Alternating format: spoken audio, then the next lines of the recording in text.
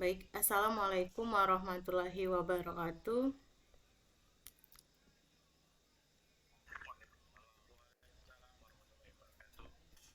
Salam dan bahagia Bapak Ibu Waalaikumsalam. sekalian. Waalaikumsalam warahmatullahi Terima wabarakatuh. kasih Bapak Ibu guru sudah menyempatkan untuk ikut eh, di GMAT hari ini dalam rangka eh, diseminasi pemahaman dan pengalaman penerapan budaya positif dari saya, Reka Yuniarti, calon guru penggerak Angkatan 9 Kabupaten Musirawas Utara. Puji syukur kehadirat Allah Subhanahu wa taala karena atas berkat rahmat-Nya lah kita di sini Bapak Ibu dan juga saya masih bisa diberikan kesehatan untuk mengikuti kegiatan meeting hari ini. Salawat serta salam marilah kita aturkan kepada junjungan kita Nabi besar Muhammad Sallallahu Alaihi Wasallam. Allahumma sholli ala Sayyidina Muhammad wa ala ali Sayyidina Muhammad. Baik Bapak Ibu, bagaimana kabarnya Bapak Ibu?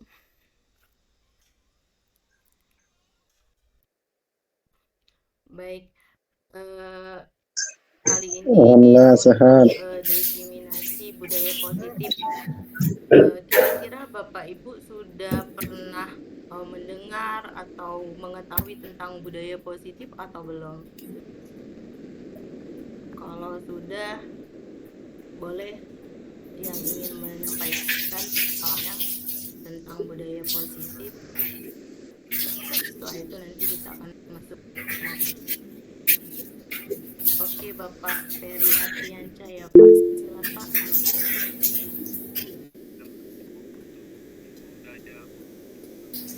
Terima kasih Bu untuk budaya positif. Sepengetahuan saya secara pribadi adalah budaya yang dibangun untuk menghasilkan kegiatan-kegiatan dengan karakter-karakter yang baik, seperti itu Bu. Perilaku-perilaku yang baik. Budaya positif berkaitan dengan karakter dan juga mungkin disiplin positif untuk kita terapkan di kelas maupun di sekolah. Boleh saya sharing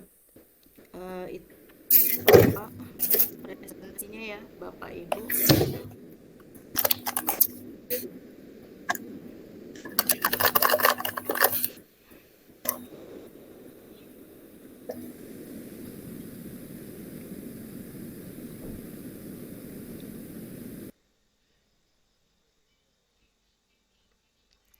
Nah, Bapak Ibu,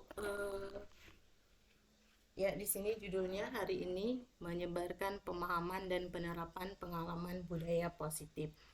Nanti sistemnya mungkin kita sharing saja. Ketika nanti saya menyampaikan presentasi untuk pemahaman dan penerapan pengalaman budaya positif ini, boleh jika misalnya Bapak atau Ibu ingin memberikan tanggapan ataupun juga memberikan tanggapan atau juga ada pertanyaan terkait dengan budaya positif ini.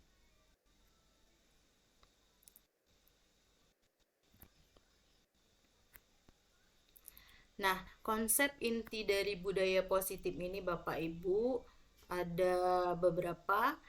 Yang pertama, perubahan paradigma belajar. Yang kedua, ada disiplin positif. Yang ketiga, nilai-nilai kebajikan. Yang keempat, kebutuhan dasar manusia. Nanti kita akan bahas semuanya. Motivasi perilaku manusia, posisi kontrol guru, keyakinan kelas, dan segitiga restitusi. Nah, apa itu pembelajaran dengan paradigma baru?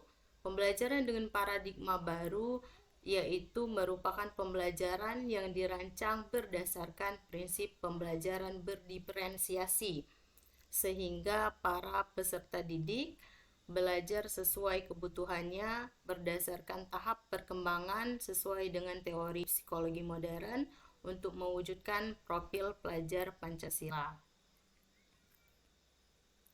Nah, apa saja miskonsepsi tentang teori kontrol? Teori kontrol guru yaitu yang pertama, ilusi guru mengontrol murid. Yang kedua, ilusi bahwa semua penguatan positif, efektif, dan bermanfaat. Lalu ilusi bahwa kritik dan membuat rasa bersalah mampu menguatkan karakter. Lalu ilusi bahwa orang dewasa berhak memaksa. Jadi selama ini kita seringkali mencoba untuk mengontrol murid-murid itu agar dia mengikuti apa yang kita inginkan. Nah, bagaimana mengubah paradigma stimulus respon ke pendekatan teori kontrol? Kalau stimulus respon itu realitas atau kebutuhan kita sama, sedangkan teori kontrol itu realitas atau kebutuhan kita berbeda. Nah, semua orang melihat hal yang sama. Kalau di stimulus respon itu semua orang melihat hal yang sama. Lalu kita mencoba mengubah orang agar berpandangan sama dengan kita. Lalu perilaku buruk dilihat sebagai suatu kesalahan. Orang lain bisa mengontrol saya bisa mengontrol orang lain. Lalu pemaksaan ada pada saat bujukan gagal. Lalu model berpikir menang atau kalah. Nah, di teori kontrol ini ada perbedaannya, yaitu realitas kebutuhan kita berbeda. Jadi, kita sebagai guru dan murid itu tidak sama apa yang dibutuhkannya. Lalu, setiap orang memiliki gambaran yang berbeda. Kita berusaha memahami pandangan orang lain tentang dunia. Semua perilaku memiliki tujuan. Hanya Anda yang bisa mengontrol diri Anda. Anda tidak bisa mengontrol orang lain. Kolaborasi dan konsensus menciptakan pilihan-pilihan baru. Model berpikir menang-menang.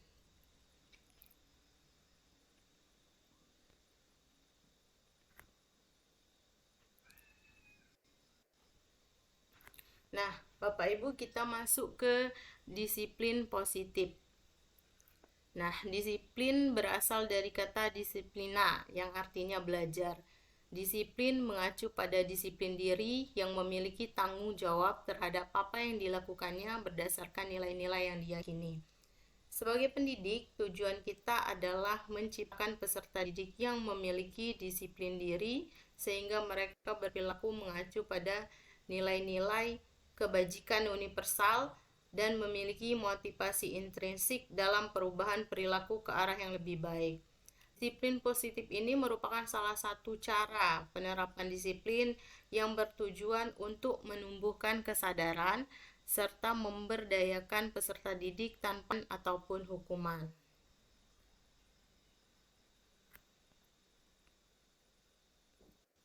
Nah, untuk nilai-nilai kebajikan, ada beberapa contoh nilai kebajikan dari beberapa institusi atau organisasi.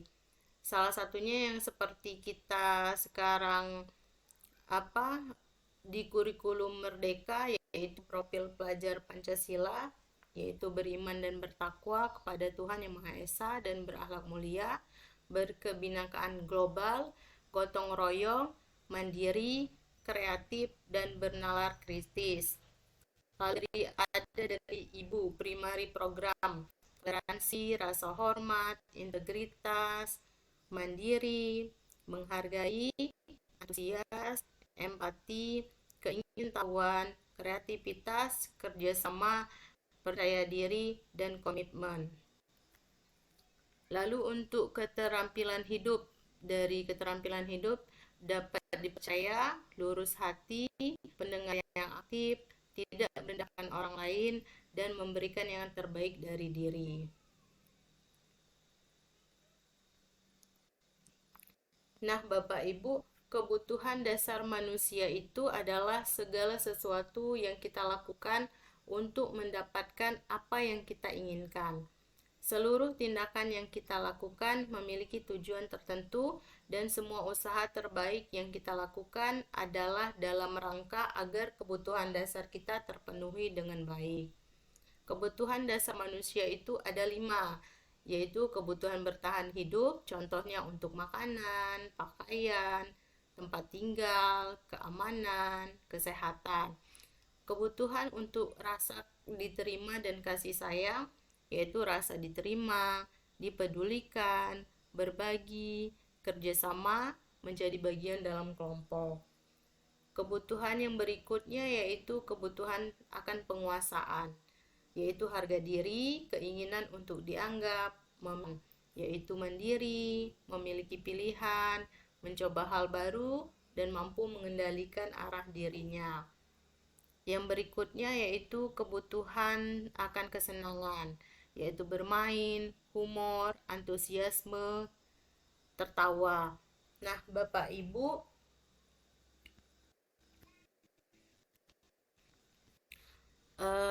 siswa yang sering membuat mungkin masalah, sering terlambat, tertidur di kelas, atau apapun yang sering dilakukannya di kelas sehingga membuat pembelajaran agak terganggu, bisa saja anak-anak tersebut atau murid kita tersebut mengalami penundaan kebutuhan ini. Atau kalau misalnya dia sering tidur di kelas, mungkin saja dianya tertunda kebutuhan dasar manusianya dari kesenangan atau mungkin dari makanannya kurang makan pagi, bisa seperti itu Bapak Ibu. Jadi apapun yang dilakukan oleh murid itu mungkin saja alasannya adalah dari tidak terpenuhinya kebutuhan dasar mereka.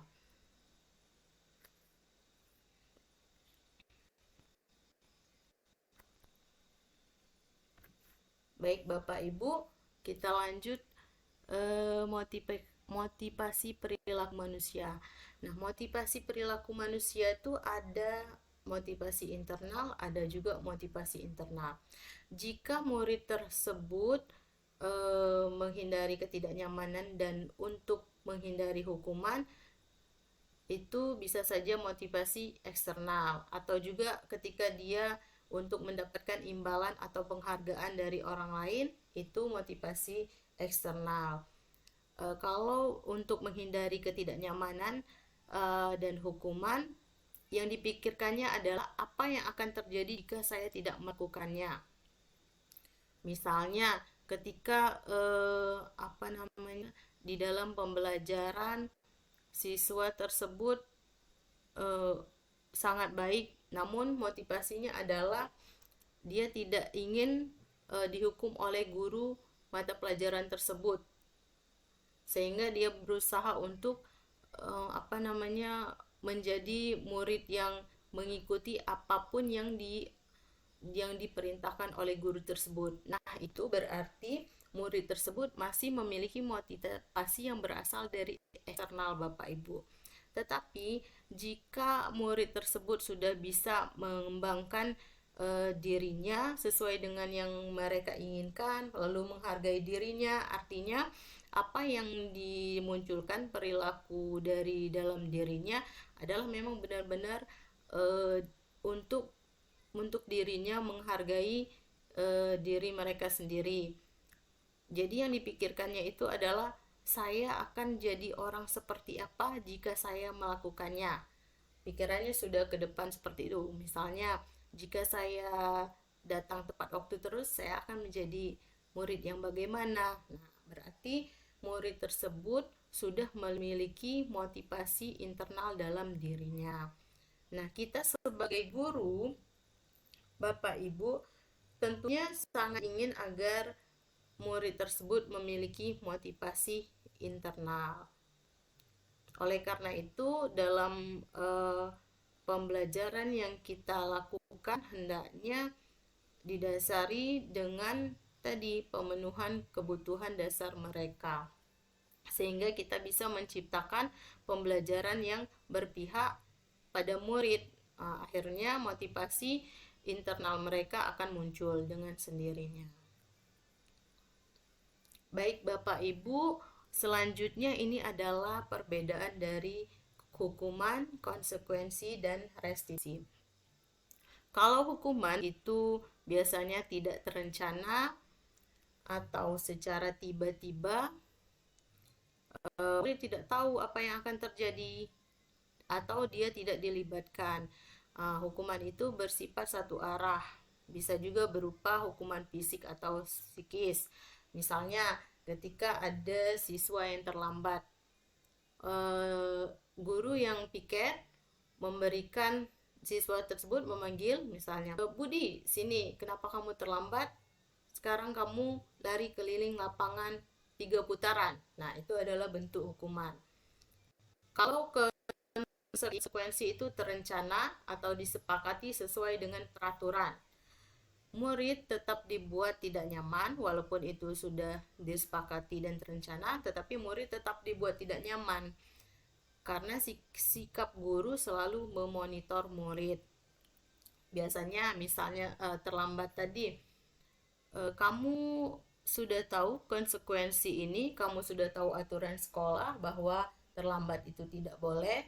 Sekarang kamu boleh masuk kelas, tetapi tidak boleh istirahat karena kamu sudah terlambat. Jadi menggantikan waktunya yang terlambat tadi, misalnya 20 menit dia terlambat, berarti waktunya dimundurkan 20 menit untuk mengganti waktu yang terbuang tadi. Nah, kalau restitusi Bapak Ibu, restitusi ini proses menciptakan kondisi bagi murid yang dikembangkan adalah 5 posisi kontrol. 5 posisi kontrol dalam restitusi adalah proses perjalanan seorang pendidik agar dapat mengenali dirinya. Pada video kali ini, kita akan membahas tentang 5 posisi kontrol yang dikembangkan oleh Diane Gosson dan contoh penerapannya.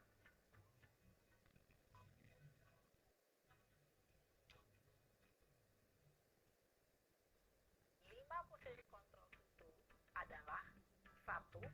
Posisi penghukum, 2. Posisi pembuat merasa bersalah, 3.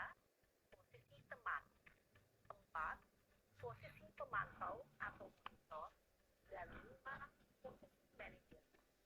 Untuk lebih memahami kelima posisi tersebut, mari kita saksikan kasus Naren yang terlambat hadir 20 menit di sekolah dan melihat bagaimana kelima posisi kontrol dalam menghadapi.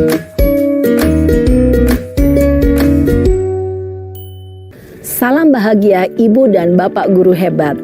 Dalam penerapan disiplin positif restitusi, salah satu program yang dikembangkan adalah 5 posisi kontrol. 5 posisi kontrol dalam restitusi adalah proses perjalanan seorang pendidik agar dapat mengenali dirinya. Pada video kali ini, kita akan membahas tentang 5 posisi kontrol yang dikembangkan oleh Diane Gosson dan contoh penerapannya.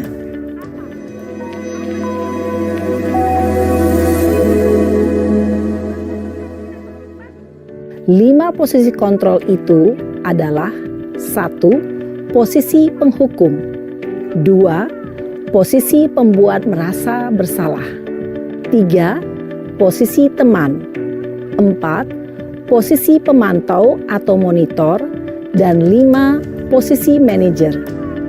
Untuk lebih memahami kelima posisi tersebut, mari kita saksikan kasus Naren yang terlambat hadir 20 menit di sekolah dan melihat bagaimana kelima posisi kontrol dalam menghadapi masalah tersebut.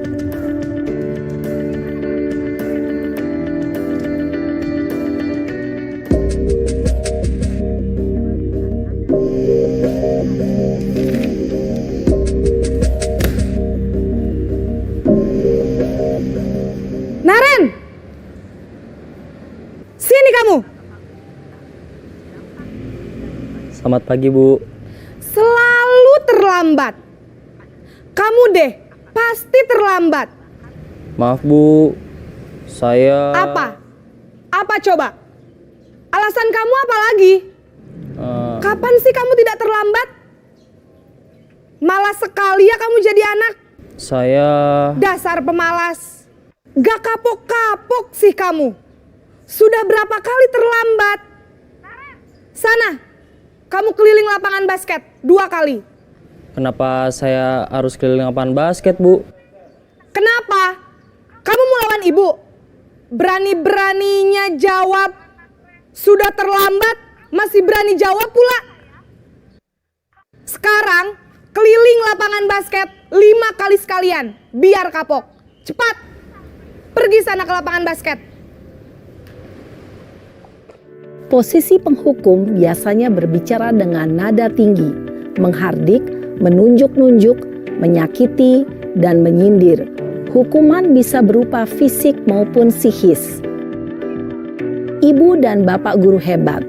Dampak yang terjadi pada murid ketika guru berada pada posisi penghukum adalah murid cenderung akan memberontak, bahkan menyimpan dendam.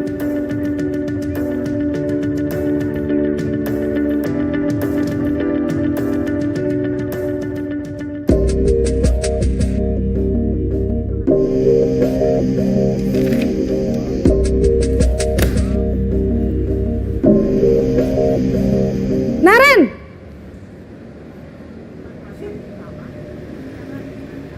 Selamat pagi, Bu. Naren, kamu kenapa terlambat lagi, nak? Ya Tuhan, Naren, kamu senang ya bikin ibu susah ya? Kalau kamu terlambat lagi, nanti ibu yang ditegur bapak kepala sekolah, nak. Disangka ibu tidak bisa membina kamu. Duh, gimana ini? Maaf, Bu. Duh Gusti, Naren. Kamu suka ya kalau ibu ditegur bapak kepala sekolah? Terus, sekarang ibu harus tulis apa ini di buku absen? Ini kamu sudah sering terlambat loh. Ibu harus apa coba? Maaf, Bu. Maaf sekali. Ya sudah, lain kali jangan bikin ibu susah lagi ya, nak ya. Ibu tidak akan kuat lagi kalau kamu begini terus.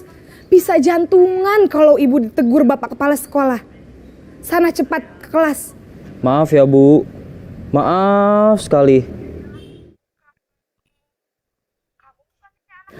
Posisi pembuat rasa bersalah berbicara dengan nada tenang, cenderung lembut. Namun kata-kata yang diutarakan membuat murid merasa menjadi orang yang gagal. Memandang buruk dirinya sendiri, merasa tidak berharga, dan tidak sanggup membahagiakan orang lain. Ketika guru mengambil posisi pembuat rasa bersalah, murid akan menganggap dirinya yang bersalah dan ia akan menyimpan emosi negatif tersebut di dalam dirinya.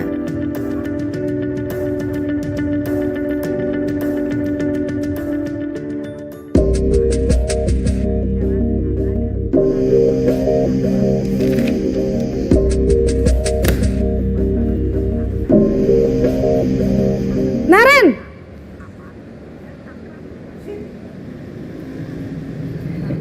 Selamat pagi, Bu. wah sudah jam berapa ini, nak? Terlambat lagi ya sayang. Iya, Bu. Habis ibu saya lupa bangunkan saya, Bu. Kamu malah menyalahkan ibu kamu.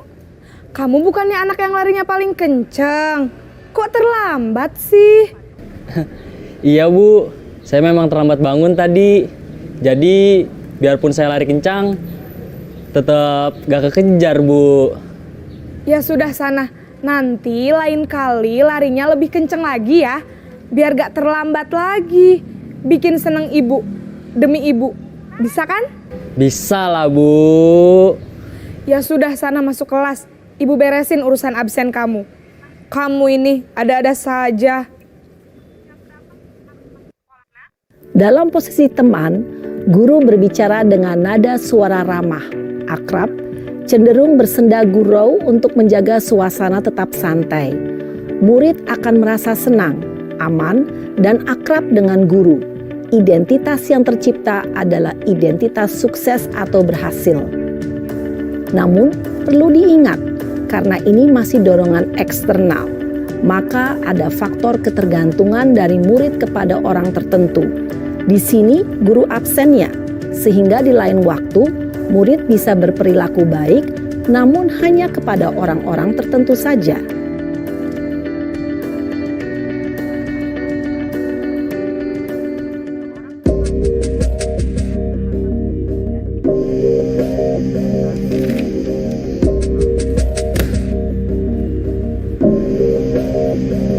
Naren!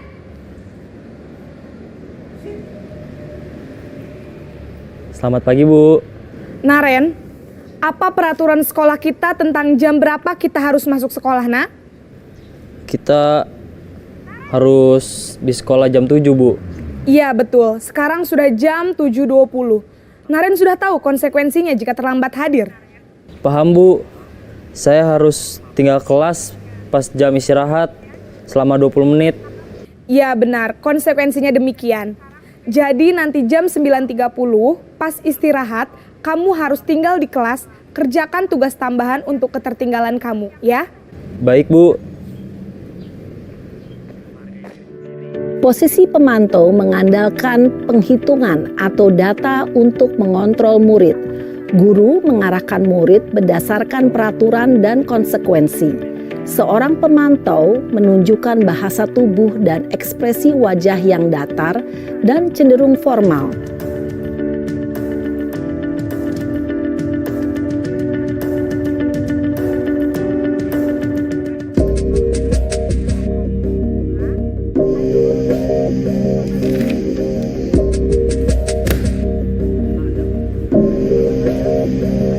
Naren!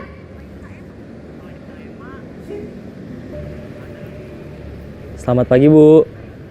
Selamat pagi Naren. Maaf Bu, saya terlambat. Iya, sekolah masuknya jam 7, sekarang sudah jam 7.20. Jadi sekarang bagaimana ini Naren? Maaf Bu, saya lupa setel alarm saya semalam. Baiklah, menurut kamu, keyakinan sekolah yang mana yang perlu kamu tingkatkan? Menghargai diri sendiri dan orang lain mungkin ya Bu. Setuju. Jadi, apakah Naren meyakini prinsip saling menghormati tersebut? Iya Bu, saya meyakininya. Apakah Naren bersedia memperbaiki masalah keterlambatan ini? Bersedia Bu. Bagaimana kamu akan perbaiki masalah keterlambatan ini? Saya akan coba untuk tidak lupa menyetel alarm saya Bu. Baik, kalau Naren lupa menyetel alarm di rumah, ada orang yang kira-kira bisa bantu mengingatkan tidak? Ada Bu, kakak saya, Kak Ema. Ada lagi selain Kak Ema? Selain Kak Ema, ada ibu saya. Baik, jadi yang mengingatkan Naren adalah Kak Ema dan ibu kamu ya? Kira-kira akan mulai setel alarm kapan nih Naren? Setelah pulang sekolah, akan segera saya lakukan. Baik, jadi Naren akan setel alarm untuk bangun besok pagi dan akan diingatkan oleh kakak dan ibunda Naren ya. Ada lagi yang mungkin perlu dilakukan Naren agar tidak terlambat bangun lagi. Tidak ada Bu. Baik Naren, terima kasih untuk kerjasama kamu. Sekarang kamu perlu kembali ke kelas untuk belajar. Baik Bu, terima kasih. Posisi manajer adalah posisi kontrol yang disarankan untuk membimbing murid memiliki sikap disiplin yang positif, yaitu murid yang mandiri, bertanggung jawab, dan dapat memecahkan masalah. Tujuan dari posisi ini adalah agar murid dapat berefleksi atas tindakannya. Guru akan dengan tulus memberikan pertanyaan-pertanyaan bermakna, sehingga membuat murid dapat belajar dari kesalahannya dan mencari sebuah solusi untuk menyelesaikannya. Ibu dan bapak guru hebat, setelah mengamati adegan kelima posisi kontrol tadi, kira-kira posisi mana yang paling ideal? Posisi mana yang dapat menunjang motivasi intrinsik murid? Ya, tentu posisi manajer. Posisi ini memang posisi ideal yang ingin dituju setiap pendidik. Pada posisi inilah, guru dapat menerapkan disiplin positif yang berpihak pada murid, yang memerdekakan murid. Perjalanan seorang pendidik tentunya tidak mudah untuk sampai pada posisi seorang manajer. Namun, tujuan kita pasti, yaitu menciptakan murid-murid yang mandiri, merdeka, dan bertanggung jawab. Semoga penggambaran 5 posisi kontrol yang telah diperlihatkan ini dapat menjadi ajang refleksi bagi kita semua, agar dapat terus mengasah dan menerapkan disiplin positif yang memerdekakan murid. Mari terus berlatih dan bersemangat. Selamat menerapkan. Salam dan bahagia, Ibu dan Bapak Guru hebat. Oh, baik, Pak Peri masih menghukum ya, Pak ya. Bapak Ibu yang lain boleh. Oh, Pak Danang, silakan Pak Danang.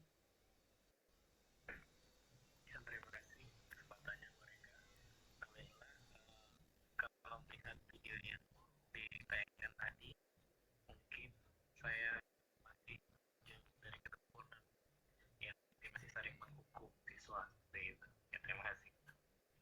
Baik, Pak Sadam tampaknya angkat tangan juga ya. Silakan Pak Sadam.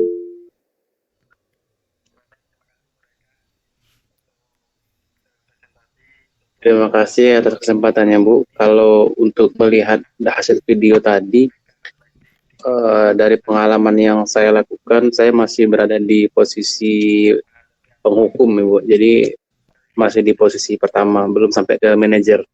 Terima kasih, Bu.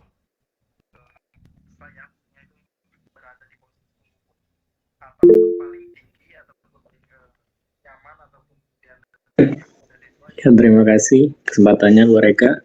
Nah, Bella, kalau melihat video yang ditayangkan tadi, mungkin saya masih jauh dari kata sempurna, Bu. Ya, mungkin masih sering menghukum Apa siswa tuh Pak seperti Sadam? itu. Ya, terima kasih, Bu.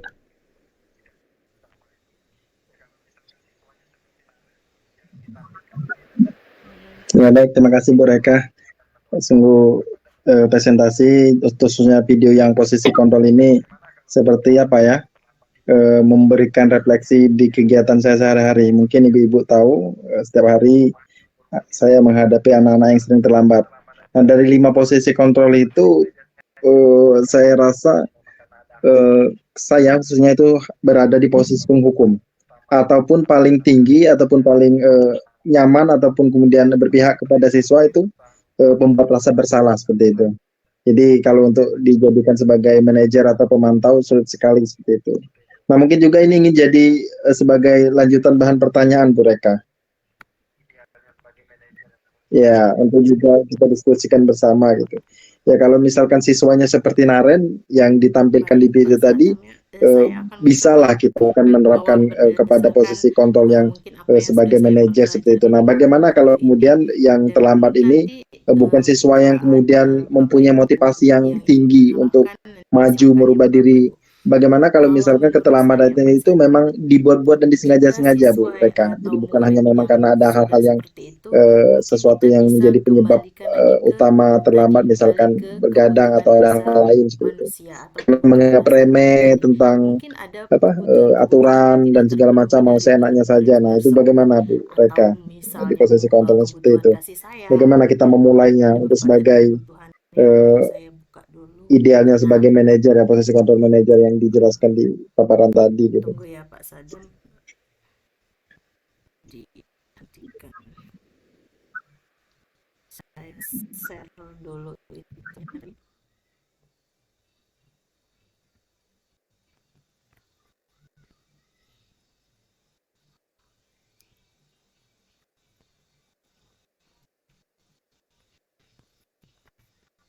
Apakah terlihat? Nah, Pak Sadam, ada kebutuhan dasar manusia tuh ada 5. Nah, bisa saja sangat mungkin sekali murid tersebut ada kebutuhannya yang tidak terpenuhi. Misalnya kasih sayang dan rasa diterima. Bisa saja seperti itu. Atau dari kesenangannya. Bisa saja seperti itu. Nah, untuk menerapkan posisi kontrol tadi yang di manajer tadi, nanti akan kita bahas yang namanya keyakinan kelas lewat kesepakatan kelas. Jadi kalau misalnya murid tersebut sudah diberikan kesempatan untuk menyepakati keyakinan kelas atau keyakinan sekolah, mungkin insya Allah bisa arahkan seperti yang di contoh video tadi. Kita selama ini mungkin karena belum menerapkan dari yang hanya keyakinan kelas nanti akan kita bahas Pak. Ada namanya nilai-nilai kebajikan dari aturan sekolah, nanti diubah ke kalimat positif, nanti diubah lagi jadi ke keyakinan kelas dari nilai-nilai kebajikan seperti itu Pak Sadam. Kalau sehari-hari mungkin saya juga sebelum mengetahui materi ini, saya juga posisi saya sebagai paling tahu sebagai teman memposisikan saya. Kalau manajer mungkin belum. Nah, ketika sudah menerima ini, saya berusaha untuk memposisikan saya sebagai manajer walaupun memang ada kesulitan. Tapi Sadam, Sepertinya sebenarnya kita ya selama ini sudah posisikan kita sebagai apa namanya posisi control manager ataupun juga tapi kita tidak menyadari itu karena bahasanya kan kalau di video bahasanya yang bagus seperti itu. Kalau bahasa kita cara masing-masing seperti itu kalau menurut saya.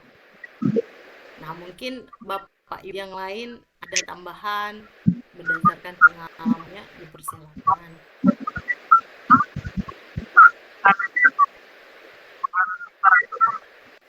Bagaimana?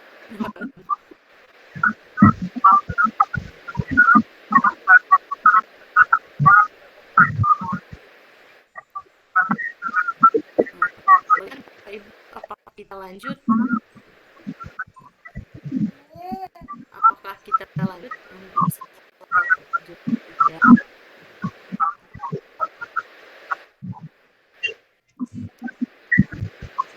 Baik, tadi motivasi sudah.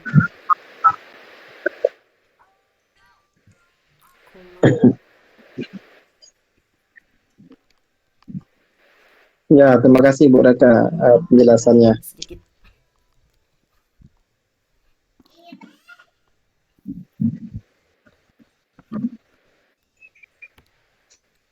Lanjut boleh Bu. Lanjut boleh. Ini Lanjut, Bu. dari video.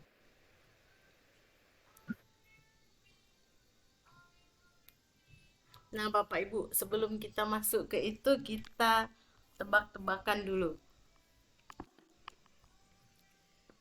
Nih, kita tebakan dari tadi, kira-kira kalimat ini termasuk posisi kontrol yang manakah?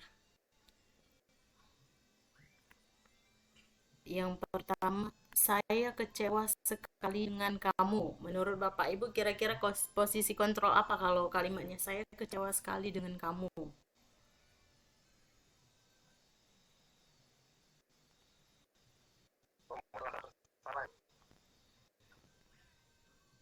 Bagaimana Bapak Ibu yang lain? Saya kecewa. Ya, saya juga setuju ya, pembuat rasa bersalah. Karena ketika kita ngomong, saya kecewa sekali dengan kamu, tersebut tuh akan merasa, oh saya sudah membuat kecewa ibu ini ya. Jadi perasaan bersalah di dalamnya.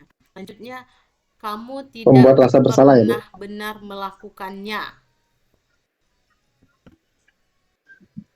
Iya, pembuat rasa bersalah. Kamu tidak pernah benar. Bagaimana nih Bapak Ibu? Kalau menurut saya penghukum ini ya, kamu tidak pernah benar melakukannya. Selanjutnya, coba keliling lapangan 3 kali. Coba ngepel WC. Apa rencanamu untuk menyelesaikan hal ini? Sisi kontrol apa ini Bapak Ibu? Sama. Ya, manajer ya. Ayah Bapak Ibu ya. Kira-kira posisi kontrol apa ini Bapak Ibu?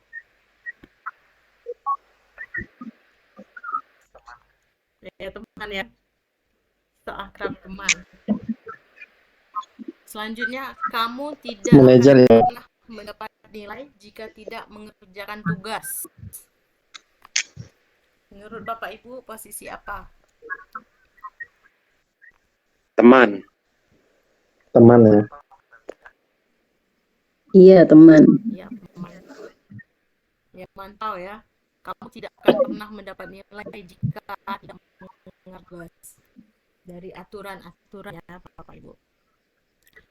Nah, Bapak Ibu lanjut Mantau kali ya. ke keyakinan kelas. Iya, Keyakinan setuju. kelas adalah nilai-nilai kebajikan atau prinsip-prinsip universal yang disepakati bersama secara universal, lepas dari latar belakang suku, negara, bahasa, maupun agama. Menurut Gosen, suatu keyakinan akan lebih memotivasi seseorang dari dalam. Seseorang akan lebih bersemangat untuk menjalankan keyakinannya daripada hanya sekedar mengikuti serangkaian peraturan. Nah, bagaimana pembentukan keyakinan kelas? keyakinan kelas itu bersifat abstrak daripada peraturan yang lebih rinci dan konkret. Keyakinan kelas berupa pernyataan-pernyataan yang universal. Pernyataan keyakinan kelas senantiasa dibuat dalam bentuk positif. Keyakinan kelas hendaknya tidak terlalu banyak sehingga mudah diingat dan dipahami. Semua warga kelas sebaiknya ikut berkontribusi dalam membuat kegiatan kelas lewat curah pendapat. Bersedia meninjau kembali keyakinan kelas dari waktu ke waktu. Nah, keyakinan kelas ini bisa diubah, Ibu Bapak Ida saklek kayak peraturan kan, awal tahun dibuat peraturan seperti itu, pokoknya sampai akhir seperti itu. Nah, kalau keyakinan kelas ini bisa mengubah dengan kondisi saat itu, bisa diubah-ubah. Nah, ini contoh yang sudah saya buat di kelas kemarin itu, kelas 11 IPA 3 kalau tidak salah. Nah, apa yang dilakukan untuk pertama kali yaitu kita lemparkan pendapat kita ke siswa. Boleh kalau saya kasih sticky note ke anak-anak itu, silahkan anak-anak tulis aturan sekolah yang ingin diterapkan di kelas.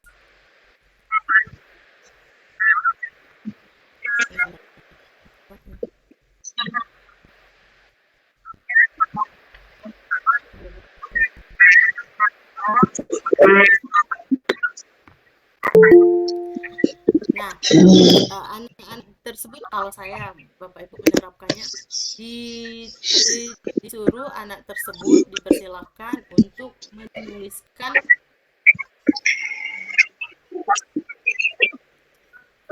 tunggu sebentar.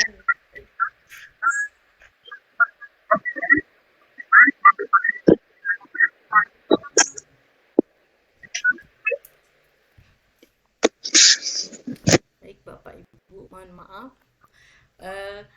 Jadi anak-anak tersebut atau murid tersebut dipersilahkan untuk menuliskan aturan sekolah yang ingin disadur untuk keyakinan kelas atau kesepakatan kelasnya nanti. Kalau saya masing-masing satu orang satu saja.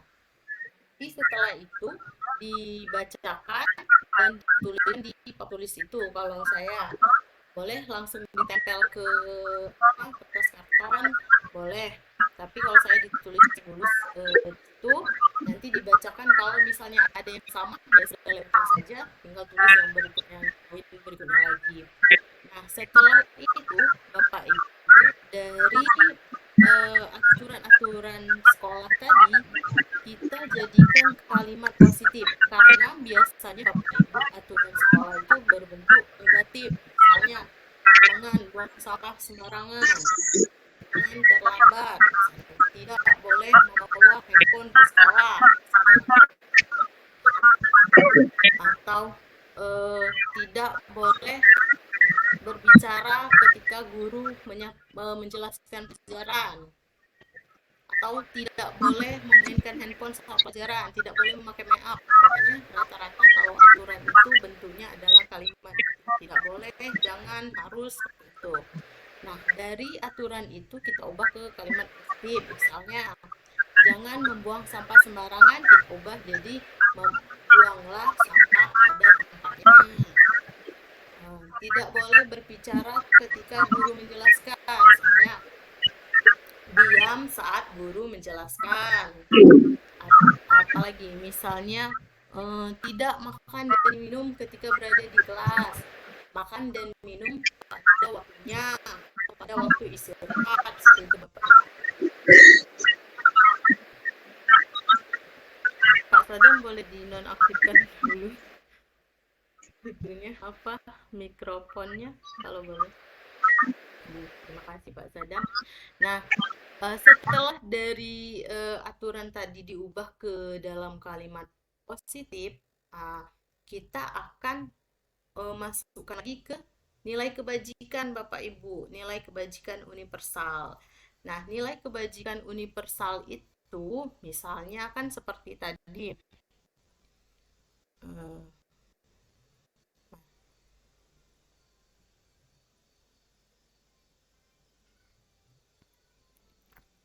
Nah, misalnya contohnya kalau pilih ini beriman dan bertakwa kepada Tuhan Yang Maha Esa, berkebinekaan, gotong royong, mandiri.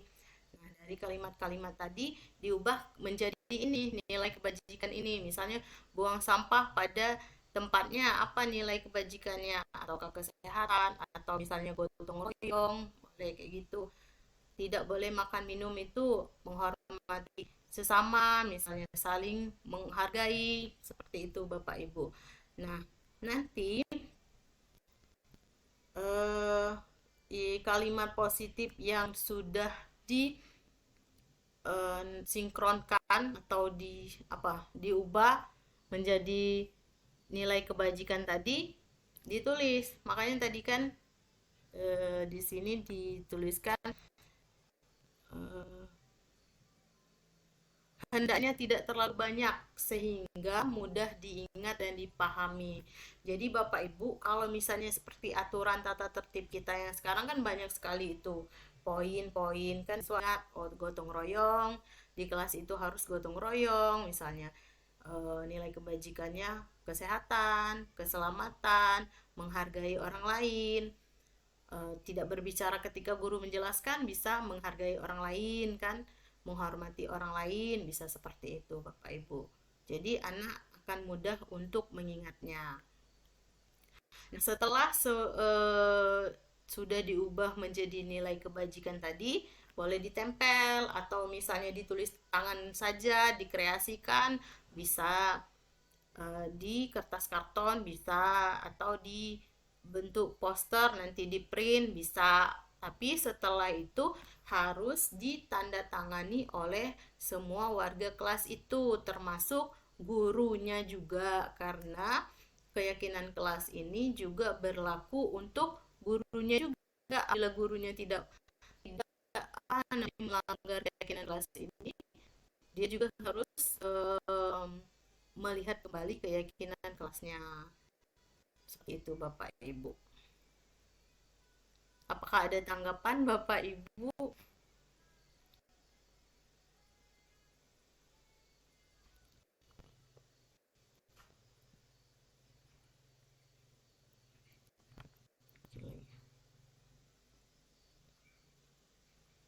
Ini bisa diputar.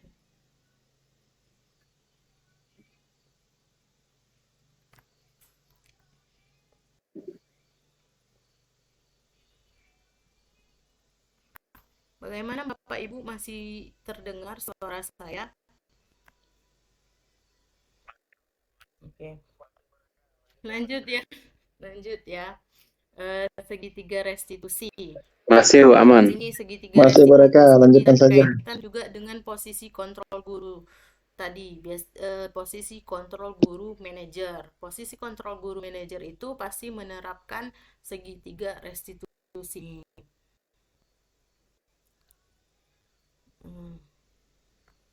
Nah, apa tahapannya? Menstabilkan identitas. Tunggu. Segitiga restitusi itu adalah suatu proses dialog yang dijalankan oleh guru agar dapat menghasilkan murid yang mandiri dan bertanggung jawab, seperti posisi manajer tadi ya Bapak Ibu. Nah, tahapannya ada menstabilkan identitas. Yang pertama itu berdasarkan prinsip membuat kesalahan adalah bagian dari proses pembelajaran. Contoh kalimatnya, berbuat salah itu wajar. Tidak ada manusia yang sempurna. Bapak Ibu juga pernah melakukan itu. Bapak Ibu tidak mau mencari siapa yang salah, tapi Bapak Ibu ingin mencari solusi dari permasalahan ini. Kamu berhak merasa begitu.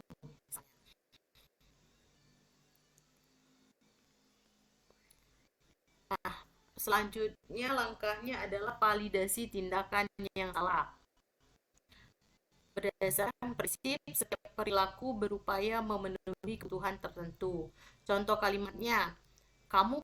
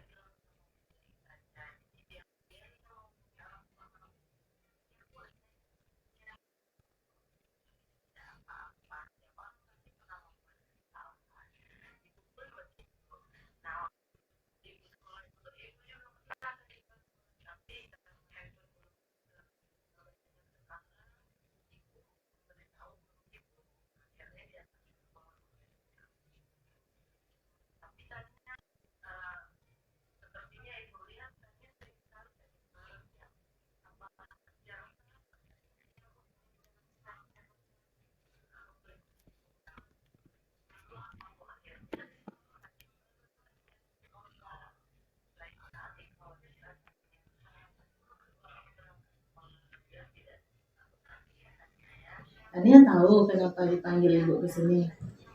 Iya Bu, mungkin masalah saya main HP di kelas Bukirling tadi. Ah iya benar. Coba ceritakan kenapa kamu main HP saat pelajaran Bu Jerry? Begini Bu, sebenarnya perut saya sakit. Jadi saya buka WA untuk ngabarin ibu saya. Oh begitu. Kenapa kamu tidak bilang sama Bu Jerry saja? Jadi biar Bu Jerry yang menghubungi orang tua kamu. Ya Bu, saya tidak kepikiran. Oh begitu, iya tidak apa-apa. Setiap orang pasti pernah membuat kesalahan. Ibu pun begitu.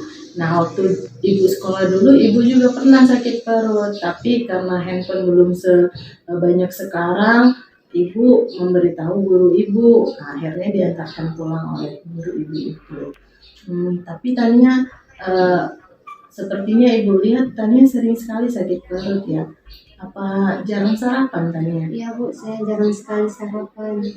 Oh begitu. Nah, itulah kamu akhirnya sakit perut Tania di sekolah. Lain kali kalau bisa Tania tuh sarapan dulu sebelum berangkat sekolah biar tidak sakit perut lagi ya Tania ya. Ya Bu. Nah Tania, sekarang Tania masih ingat tidak dengan keyakinan sekolah yang sudah kita sepakati? Ya Bu, saya masih ingat Bu. Nah kalau Tania masih ingat, menurut Tania, keyakinan sekolah yang mana yang sudah Tania langgar sekarang ini? Mungkin membawa HP ke sekolah digunakan setiap hari. Nah, iya, Tania tahu ya, kita pihak sekolah bersama-sama dengan orang tua kalian sudah menyepakati bahwa tidak boleh ya membawa handphone ke sekolah, apalagi digunakan saat jam pelajaran ya kan. Nah itu akan mengganggu proses pembelajaran di kelas ya Tania ya. Nah sekarang Tania bersedia tidak untuk memperbaiki kesalahan ini? Ya Bu, saya bersedia. Nah, kalau Tania bersedia, kira-kira apa yang akan Tania lakukan untuk memperbaikinya? Saya akan minta maaf pada Bu Jari, lalu saya akan tidak bawa handphone lagi ke sekolah.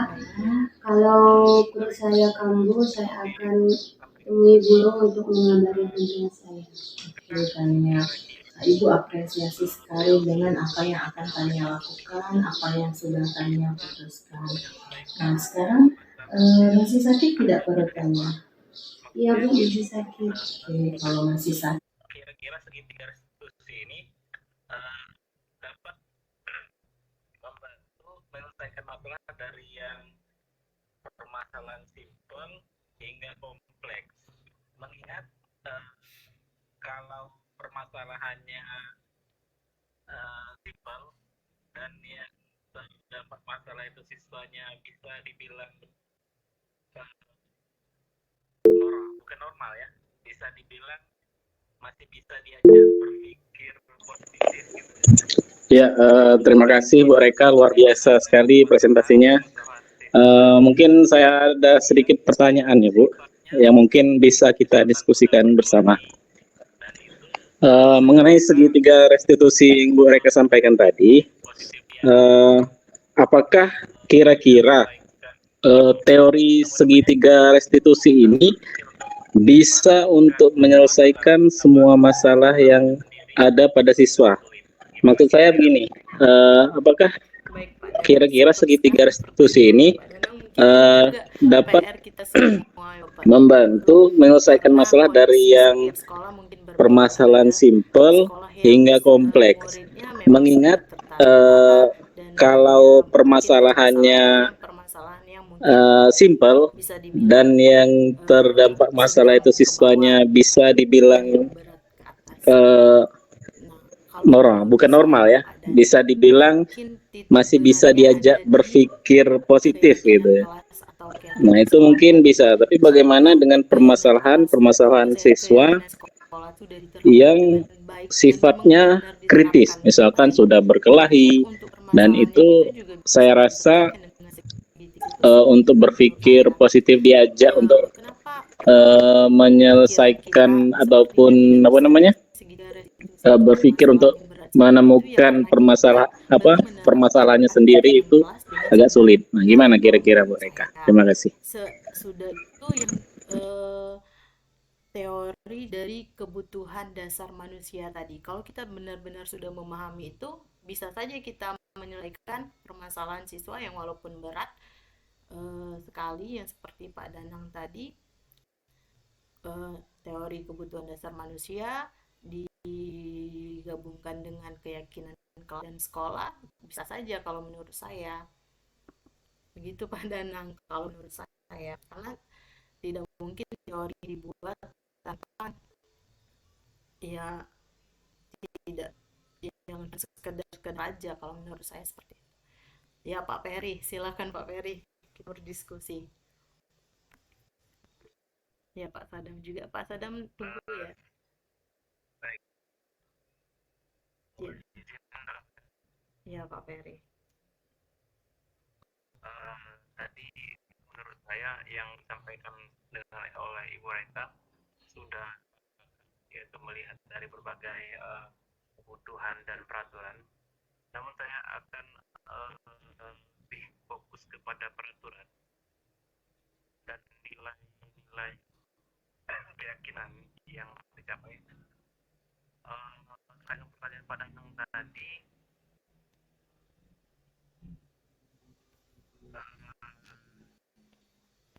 bisa saja Pak Danang, karena apabila sudah peraturan itu menjadi keyakinan sekolah, maka itu akan bisa menyelesaikan masalah. Baik, mohon izin rekan-rekan. Tadi menurut saya yang disampaikan oleh Ibu Reka sudah sepakat, yaitu melihat dari berbagai kebutuhan dan peraturan. Namun saya akan lebih fokus kepada peraturan dan nilai-nilai keyakinan yang dicapai. Terkait dengan pertanyaan Pak Danang tadi, Seperti itu saja Bu Reka. Panjang sebenarnya. Iya Pak Sadam ada. bisa saja Pak Danang, karena apabila sudah peraturan itu menjadi keyakinan sekolah atau keyakinan kelas, maka itu akan bisa menyelesaikan masalah tersebut Pak Danang. Contohnya peraturan itu kan dibuat oleh sekolah tanpa melibatkan anak. Apabila keyakinan kelas itu atau keyakinan sekolah, maka melibatkan siswa. Apabila siswa sudah terlibat dan timbul motivasi dan keyakinan dari dirinya intrinsik, maka itu bisa dilakukan. Seperti itu saja Bu Reka. Panjang sebenarnya. Sangat positif sekali kalau kemudian bisa ditempatkan kepada Bapak Ibu yang lain. Ya, terima kasih Bu Reka. Jadi pada akhir inti dari materi ini adalah membentuk segitiga restitusi ya Bu Reka. Ya, lanjutkan dari yang dikatakan Pak Dana, memang sebenarnya bisa-bisa saja diterapkan dimanapun di sekolah, baik yang besar, baik yang kecil, kondisi apapun sebenarnya bisa. Tapi memang itu harus ada kesepakatan bersama. Jadi harus melibatkan banyak pihak dan kemudian harus dilibatkan semua guru dan dilaksanakan secara masif. Mungkin bisa saja yang disampaikan Pak Danang tadi. Nah, juga Bu Reka, ini saran saya ya, karena saya lihat kalau saya memperhatikan dan menyimak paparan dari Bu Reka, sebenarnya ini sangat positif sekali kalau kemudian bisa ditebarkan kepada Bapak Ibu guru yang lainnya. Kalau bisa dipasang secara offline Bu Reka, ada guru-guru yang lain, karena ya untuk menerapkan ini untuk bisa melaksanakan segitiga restitusi tidak bisa dengan hanya sekelompok orang ataupun saat segelintiran orang atau orang-orang tertentu saja. Tapi harus melibatkan oleh banyak pihak. Yang paling utama adalah dewan guru dan kemudian pemangku kepentingan yang ada di sekolah mereka.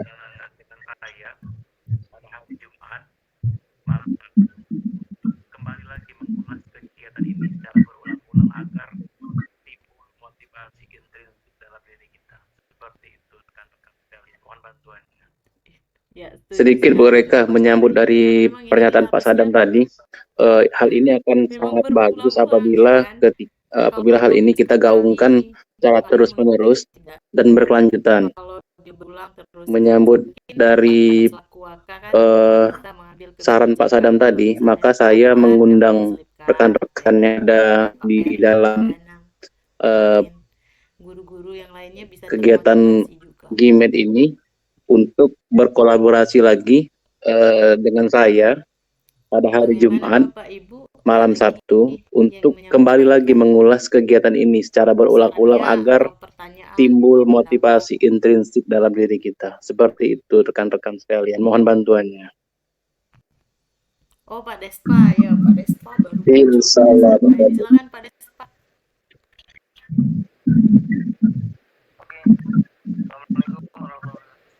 Oke. Assalamualaikum warahmatullahi wabarakatuh.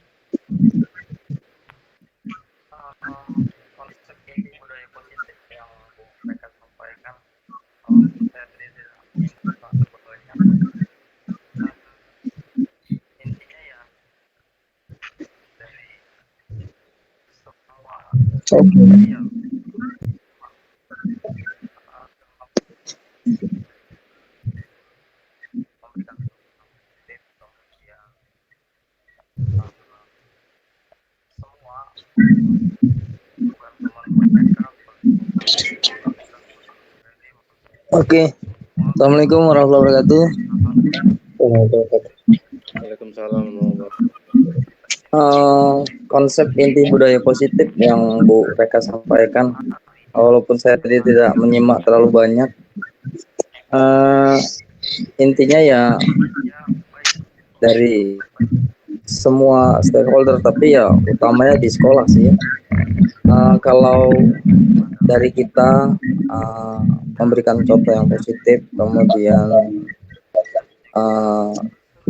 semua bukan cuman Bu Reka, bukan cuman Pak Sadam atau Pak Peri, mungkin semua kalau kita memberikan hal-hal budaya yang positif mungkin bisa dicontoh, karena kita ini kan adalah contoh yang setiap hari dilihat oleh anak-anak gitu kan. Iya, jadi ya baik untuk keberlanjutannya dari perubahan paradigma dalam pembelajaran ini. Ya intinya semua guru dan juga kita sulit juga sih untuk merubah budaya, namanya budaya itu kan suatu kebiasaan yang terus menerus dilakukan. Tapi ya jangan lupa juga untuk perubahan itu butuh proses, nggak bisa instan kan begitu.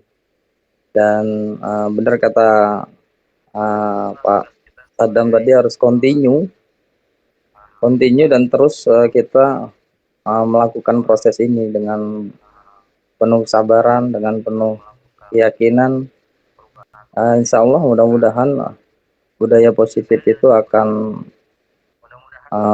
menjadi nyata di suatu saat nanti, entah kapan ya, karena kita itu sangat sulit untuk merubah budaya yang dalam artian tanda kutip itu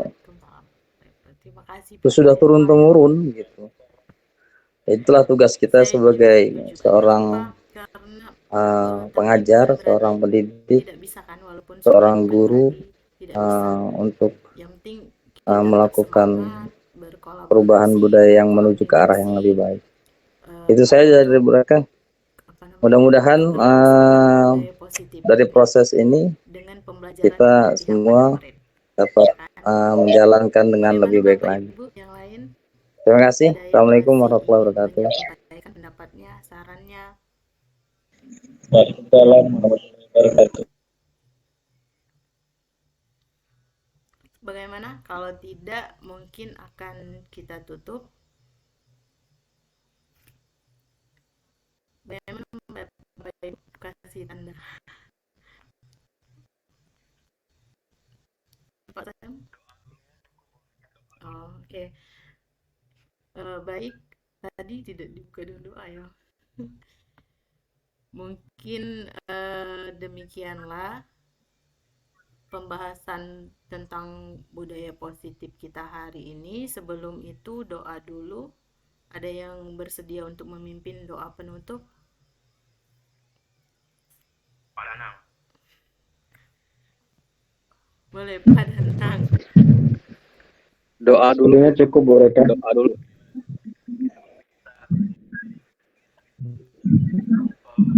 Ini marilah kita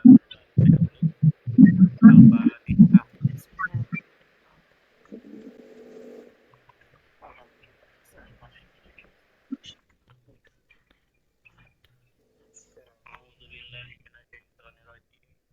Pak Danang. Oke. Oke, Mbak. Oke, sebelum kita mengakhiri kegiatan rukol malam hari ini, marilah kita berdoa terlebih dahulu. Al-Fatihah.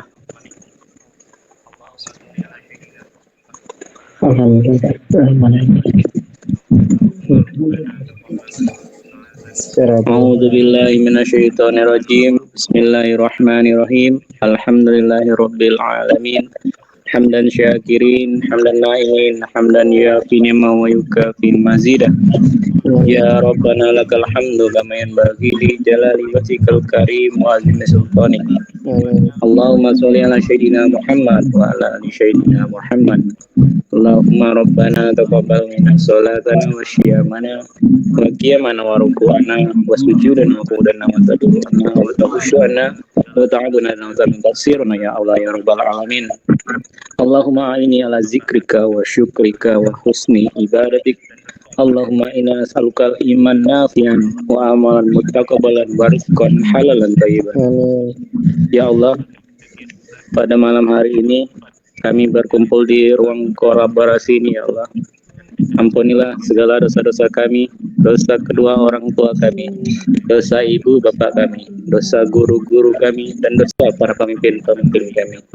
Ya Allah, jadikanlah pada malam hari ini sebagai kegiatan yang dapat menjalin tali silaturahmi kami ya Allah, dan menjadikan kegiatan ini berkah dan menambah ilmu kami sebagai guru ya Allah.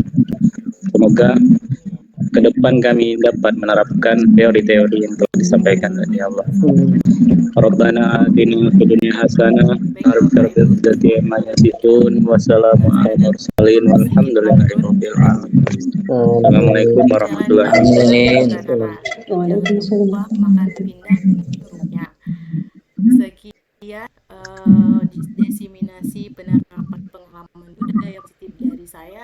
Semoga kita semua SMA di grup tetap jaya.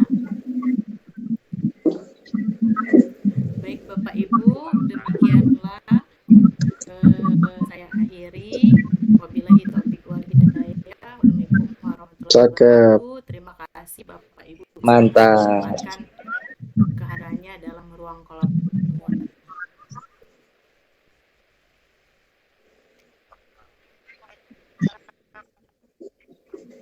Waalaikumsalam.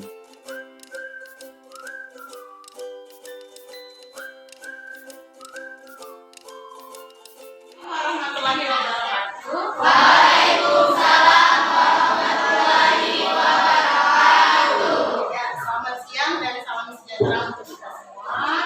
Kita sudah diberikan kesehatan, alhamdulillah puji syukur, sehingga kita masih bisa hadir di sekolah di kelas ini hari ini ya, masih sehat. Ada temannya yang tadi izin ya dan tidak ada keterangan, mungkin dia sakit. Nah, anak-anak, pada kesempatan kali ini Ibu akan mengajak kalian untuk membuat yang namanya keyakinan kelas.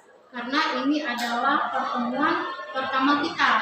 Nah, keyakinan kelas ini akan kita gunakan untuk pertemuan kita selanjutnya. Ya, pertemuan selanjutnya akan kita langsung pergunakan. Nanti kita akan bahas keyakinan kelas apa yang akan kita ikutin untuk pembelajaran selanjutnya di sini. Nanti Ibu akan bagikan kertas ini. Boleh kalian silahkan isi di kertas yang Ibu kasih peraturan sekolah apa saja yang akan kita terapkan di kelas kita nanti. Misalnya tidak boleh makan dan minum di dalam kelas, misalnya. Tidak boleh mengganggu teman, misalnya. Jangan buang sampah sembarangan, misalnya seperti itu ya. Satu orang boleh satu tuliskan di sini, tuliskan namanya di pojok kanan atas. Misalnya ini, misalnya siapa? Mepi misalnya. Tidak boleh mengganggu teman. Tidak boleh bercermin di dalam kelas misalnya. Ya kan? Tidak boleh main HP, boleh. Gitu ya. Bisa dimengerti anak-anak? Bisa. Nah nanti setelah kalian menuliskan itu, peraturan kelas itu nanti kita akan bahas peraturan kelas mana yang sama yang nantinya akan kita ubah menjadi kalimat positif. Misalnya tidak boleh membuang sampah, apa nanti yang kalimat positifnya? Buanglah pada tempatnya, misalnya seperti itu ya. Setelah itu akan kita jadikan nilai kebajikan. Misalnya kalau buanglah sampah pada tempatnya, jadi nilai kebajikannya apa? Misalnya kebersihan, atau kesehatan, atau keselamatan. Kalau tidak boleh mengganggu teman, misalnya peduli, saling menghormati, seperti itu ya. Bisa dipahami anak-anak? Bisa. Bisa kita mulai? Bisa. Bagikan ya.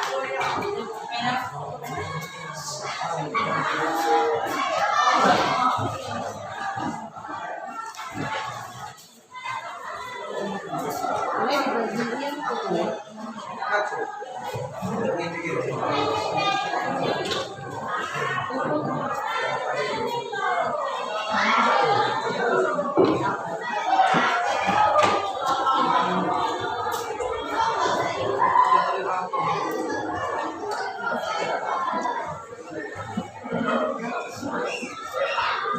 Sudah semua? Sudah Bu? Boleh dituliskan nama di pojok kanannya.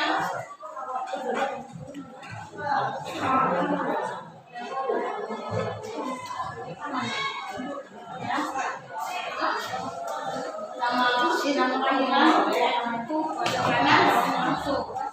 Jelas?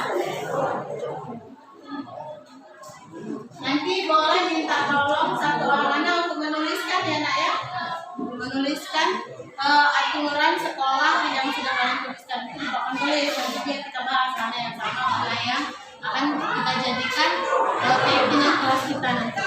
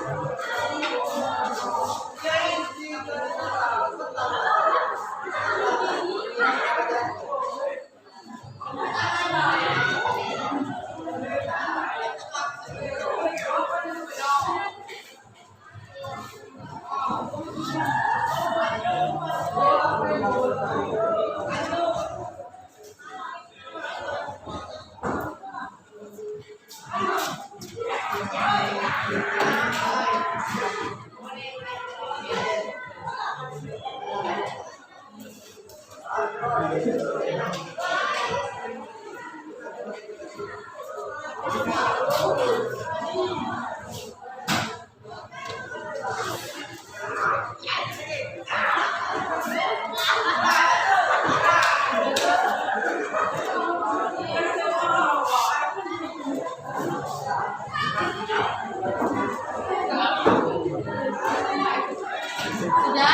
Sudah.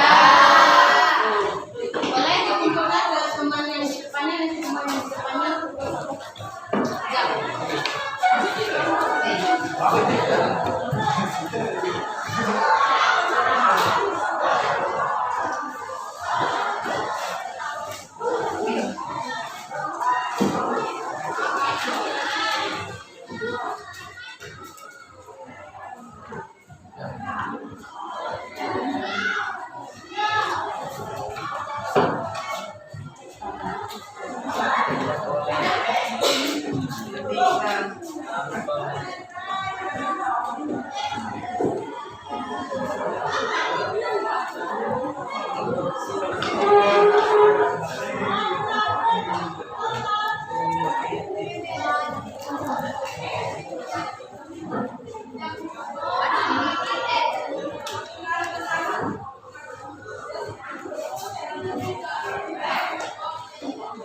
Oke, terima kasih.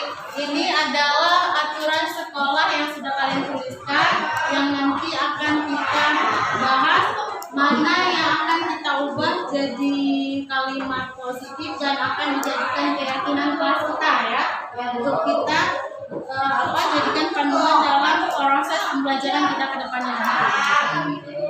Boleh satu orang yang menulis ke depan?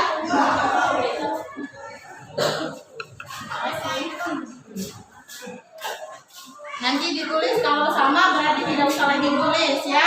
Kan mungkin ada yang sama. Aturan sekolah.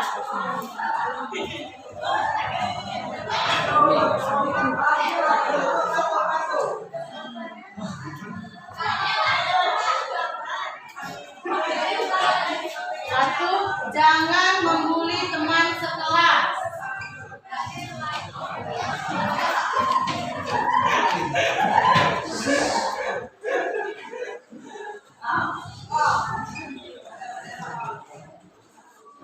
Jangan ribut di kelas.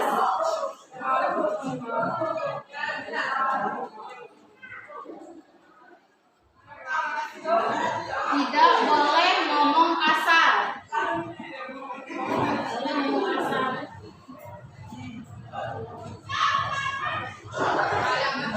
Ngomong kasar kayak yang saru ya. Tidak boleh bercermin saat pelajaran berlangsung.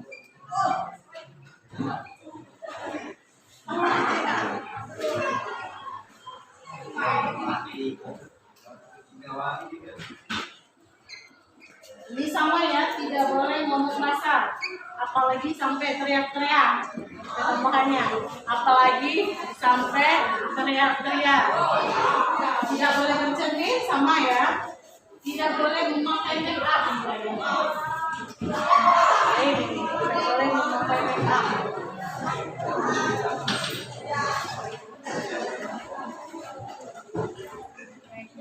Ini sama, tidak boleh memakai cermin ketika pelajaran sedang berlangsung. Tidak boleh buka sebagian. Tidak boleh. Di mana di dokter? Dan ada yang tulis ya? Ada. Mau dituliskan tidak kira-kira? Tidak boleh membawa lipstik. Sama ya makeup tadi ya. Tidak boleh memakai perhiasan, sama. Tidak boleh makeup, sama. Tidak boleh tidur saat jam pelajaran. Tidak boleh saat jam pelajaran.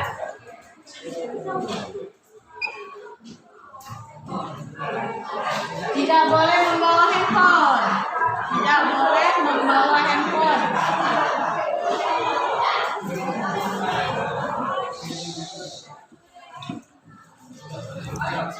Tidak boleh menggunakan atribut yang tidak sesuai dengan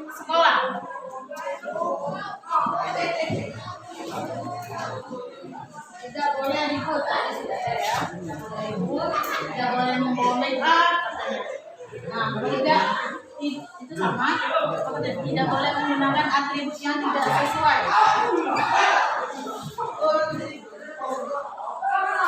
Sesuai aturan.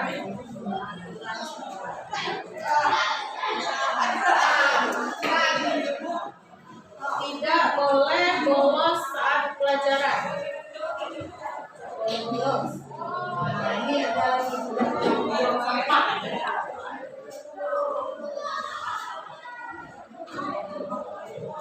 Tidak boleh membuang sampah. Tidak boleh membuang sampah sembarangan. Ada ini yang buang sampah sembarangan? Banyak. Boleh buang sampah sembarangan katanya. Tidak boleh ribut, ada. Tidak boleh tidur, sudah ada belum? Tidur saat jam pelajaran, sudah ada. Jangan membuang sampah di laci meja, ada ya. Tidak boleh membuang sampah sembarangan.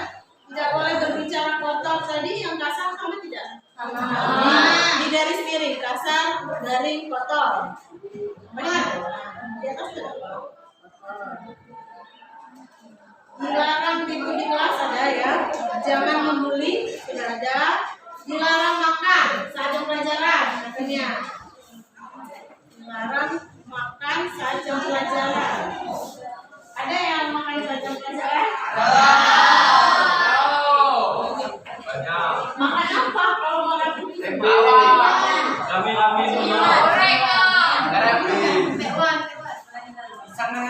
Tidak boleh berbicara atau sibuk sendiri ketika Bapak Ibu sedang menjelaskan. Apa tuh jadinya? Ribut di kelas ya, ada yang ngomong kasar. Adalah tidak boleh ribut di kelas itu termasuk ya. Dilarang keluar kelas tanpa kepentingan. Dilarang keluar kelas tanpa kepentingan saat jam pelajaran.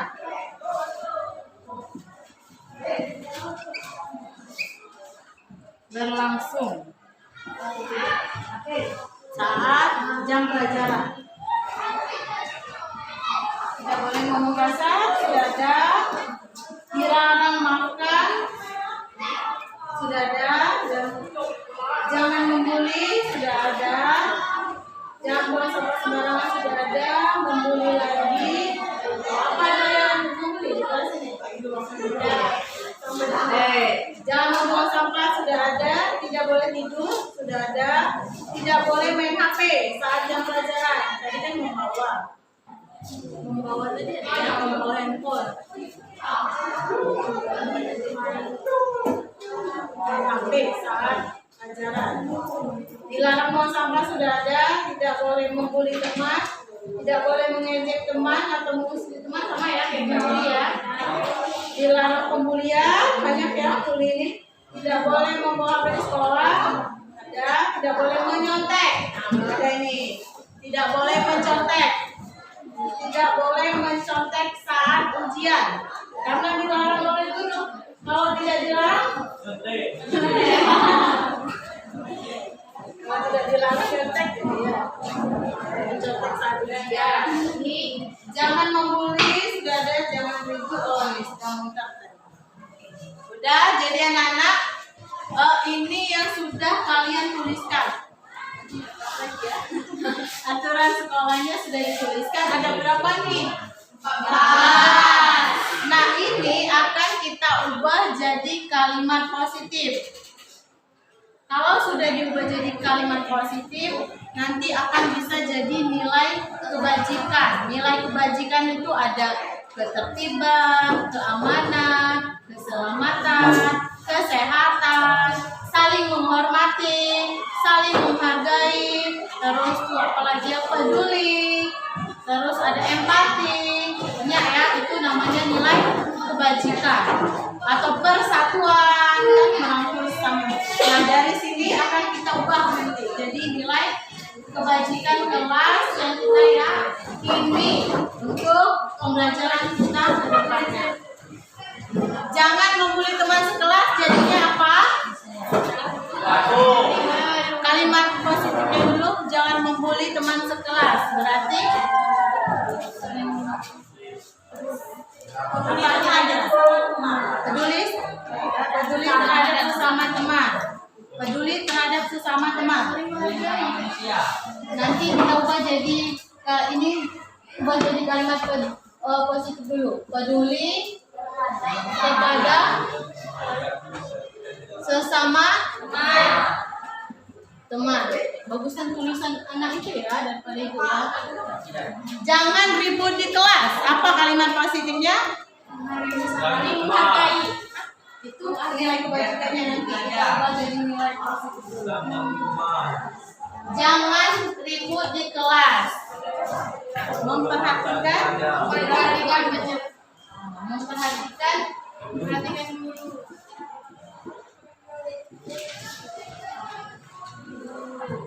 Tidak boleh ngomong kasar sampai teriak-teriak. Jadi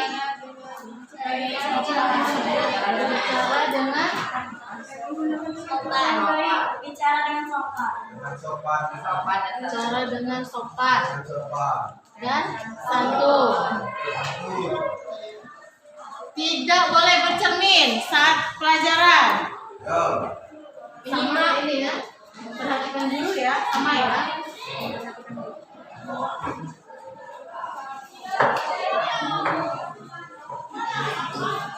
Tidak boleh memakai make up. Berpenampilan tidak berlebihan. Oh ya, penampilan tidak berlebihan. Senang ibu kalian langsung nyambung ya. Tidak boleh tidur saat jam pelajaran. Nih, memperhatikan ini ya.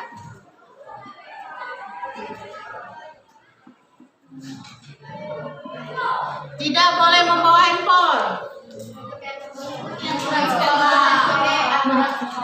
Handphonenya ditinggal di rumah. Apa jadi mengikuti aturan sekolah?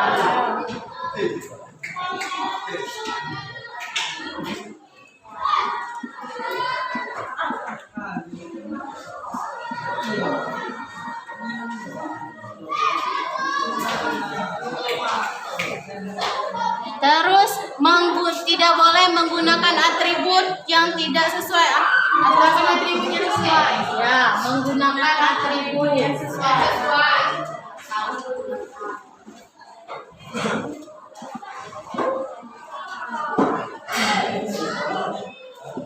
Lalu tidak boleh bolos saat jam pelajaran.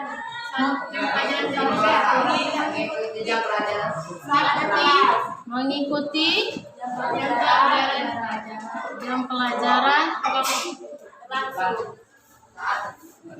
jam pelajaran sampai usai.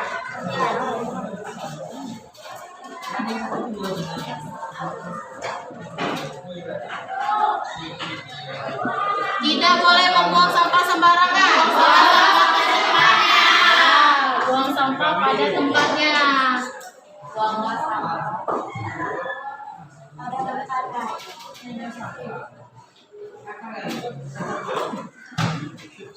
Dilarang makan saat jam pelajaran.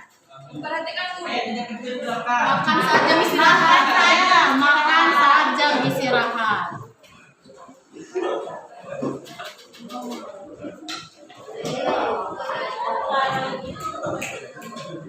Dilarang keluar kelas saat jam pelajaran berlangsung. Keluar aja tidak izin. Jadi apa? Izin saat izin saat mau keluar ya. Saat ada kepentingan di luar. Saat ada kepentingan di luar.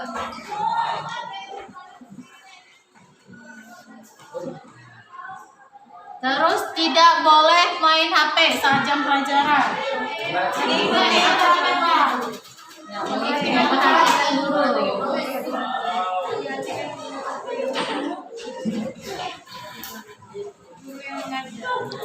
Perhatikan guru, pokoknya memperhatikan guru. Tidak boleh menyontek. Mengerjakan ujian dengan jujur lah. Jujur. mengerjakan ujian dengan jujur. Jujur ya, Nak. Mengerjakan ujian dengan jujur.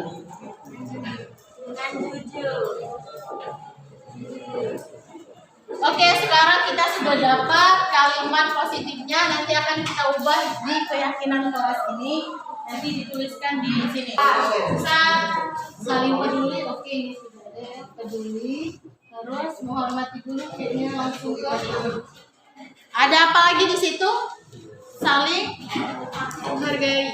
Saling menghargai.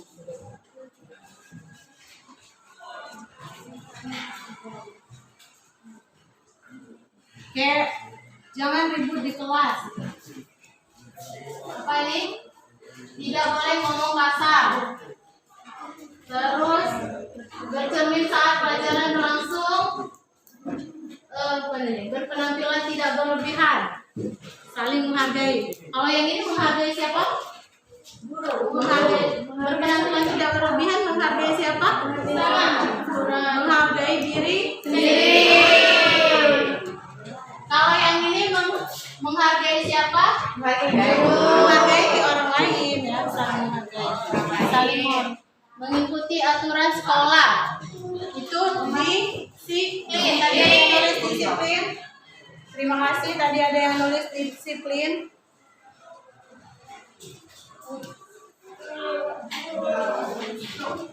Terus apa lagi selanjutnya? Tidur saat jam pelajaran, memperhatikan guru tadi sudah, saling menghargai, gunakan atribut, mengikuti jam pelajaran sampai usai, buang sampah pada tempatnya.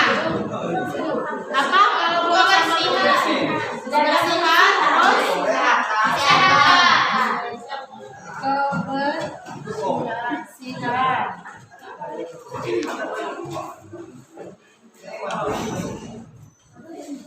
Terus apa lagi? Kesehatan.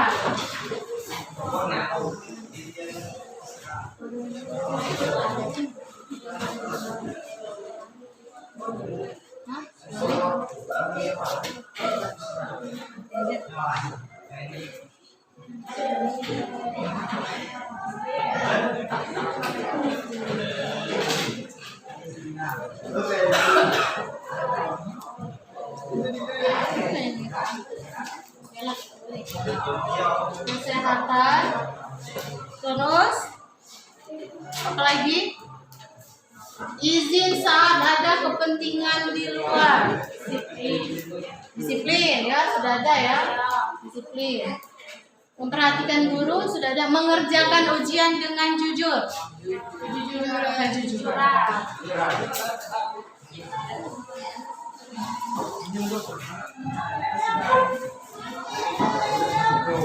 Ada lagi yang kurang di situ yang sudah kita ituin. Peduli, saling menghargai, disiplin, kebersihan, kesehatan, dan kejujuran. Ada lagi yang belum? Kira-kira? Keamanan yang mana? Mungkin pas atau sekolah pendidikan itu kan dia ada ilmu sekolah. Oh iya, keamanan ya.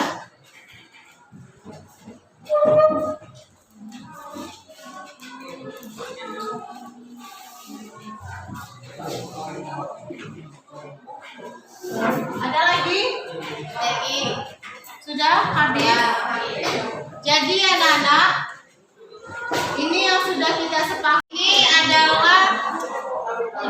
ini adalah keyakinan kelas yang sudah kita bahas dari aturan sekolah, sudah kita ubah ke kalimat positif, dan inilah keyakinan kelas yang akan kita sepakati. Bagaimana anak-anak? Keyakinan kelas kita, kalau dari yang sudah kita bahas tadi, ada peduli, saling menghargai, disiplin, kebersihan, kejujuran, kesehatan, dan keamanan. Bagaimana? Sepakat? Sepakat bahwa ini adalah nilai kebajikan kelas kita yang akan kita terapkan selama kita melakukan proses pembelajaran untuk pertemuan selanjutnya sampai akhir semester nanti ya. Jadi kalau ada yang melanggar ini, apa yang harus dilakukan? Dia harus melihat lagi nilai kebajikan yang sudah kita yakini di kelas ya. Misalnya ada yang tiba-tiba membuang sampah sembarangan, padahal sudah ada nilai kebajikan kita kesehatan bahwa buanglah sampah pada tempatnya. Oke, boleh. Kalau kalian sudah sepakat, silakan tanda tangan di bawah ini bahwa kalian menyepakati ini akan kita terapkan di kelas kita.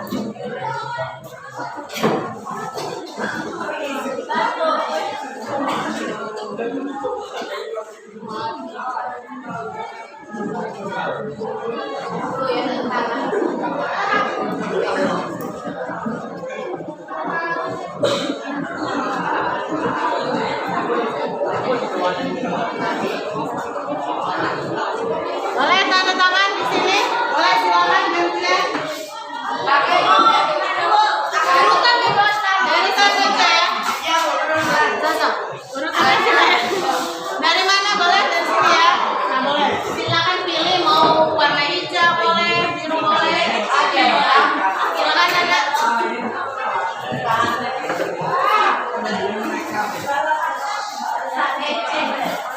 Tulis namanya di bawahnya.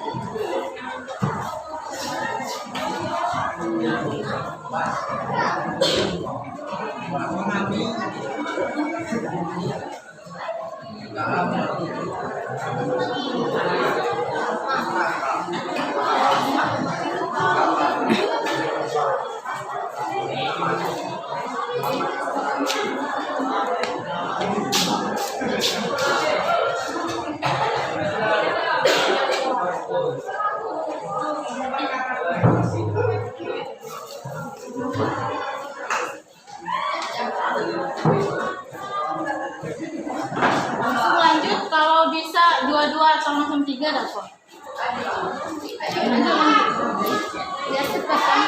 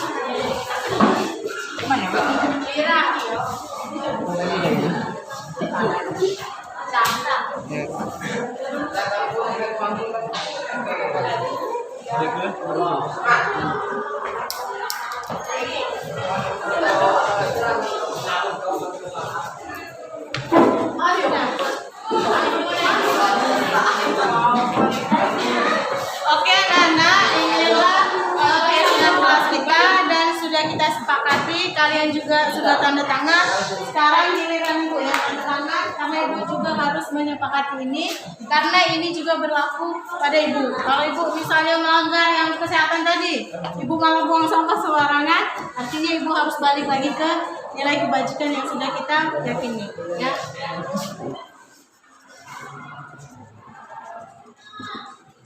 Oke, terima kasih anak-anak, hari ini kita sudah membuat keyakinan kelas kita dengan nilai kebajikan yang sudah disepakati. Untuk kedepannya semoga kita bisa mengikuti apa yang sudah kita sepakati ini. Ya, terima kasih untuk waktunya. Bagaimana perasaan Ananda setelah kita melakukan keyakinan kelas? Terus happy ya, dan jadi tahu apa yang harus kita lakukan ketika pembelajaran berdepannya ya. Oke anak-anak, mungkin demikianlah pertemuan kita hari ini. Terima kasih. Ibu akhiri. Wassalamualaikum warahmatullahi wabarakatuh.